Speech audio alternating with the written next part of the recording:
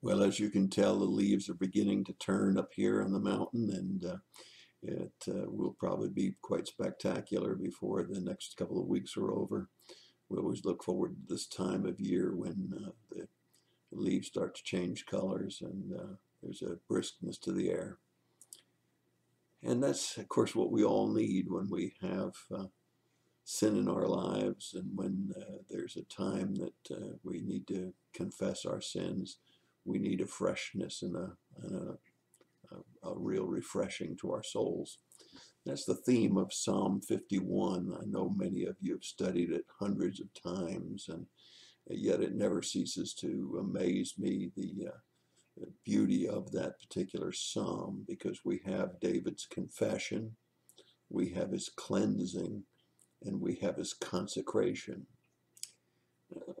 During the course of my ministry and my life, I have seen a number of ministers who have been less than truthful.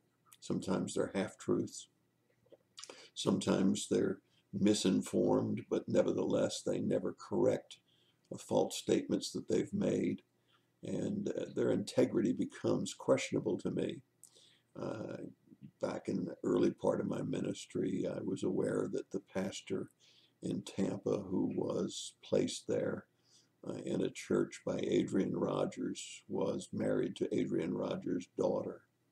And he became unfaithful to her and wound up leaving her and divorcing her. And um, he applied for other positions and wound up being a pastor again in a short period of time. And the integrity of all of that just was just an incredible thing. But again, I've just seen so many pastors who tell half truths or lies, sometimes misinformed, but other times they never correct the misinformation that they've passed on to their churches or have given to their churches to base some of the things that they do.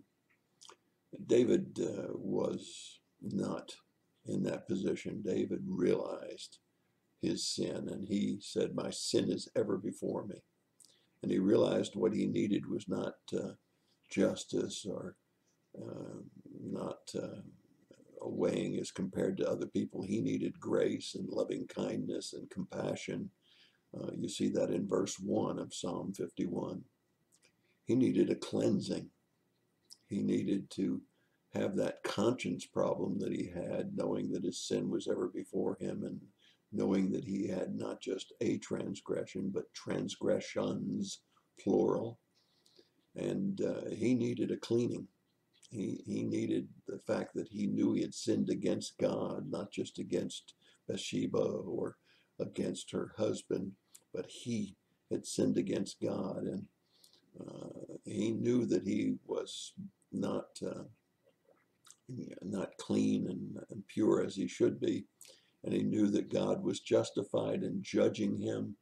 And he recognized two very important things that all of us need to recognize about God. God desires truth. Look at chapter 51, verse 5, 51, verse 6. God desires truth.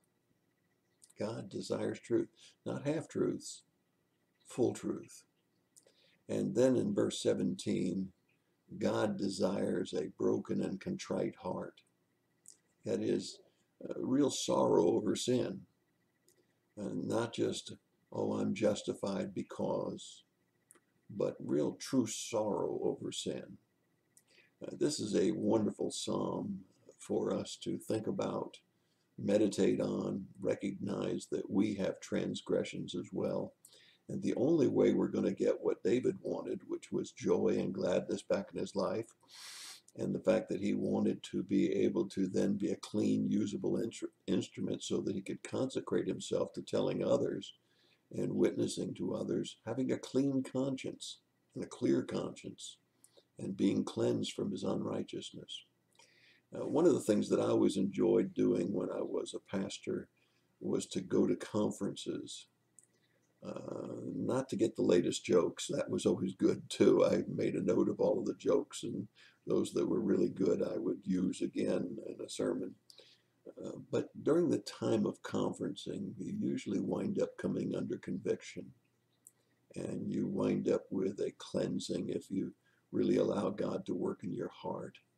Sometimes you have to go back to people and make things right, and sometimes you have to make things right with your church, whatever it might be. But there's a real joy and a real gladness that comes into your heart when you've come through that time of confession and cleansing. And then you can be really usable in God's work and teaching and witnessing to others.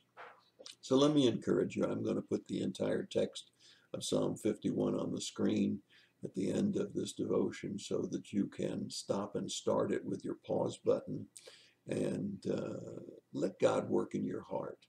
See if he doesn't reveal some transgressions, and that he might want you to do two things. He desires truth. That's to agree with him that we've sinned. And he desires a broken and contrite heart that's looking for forgiveness and to find that cleansing that we all need, because we all sin. I'm as guilty as the next guy, and we need to confess that sin and get that cleansing to find that joy and gladness that comes through God's cleansing our lives. Then we can be usable in his work. That's your thought for the day. God bless you and have a great day.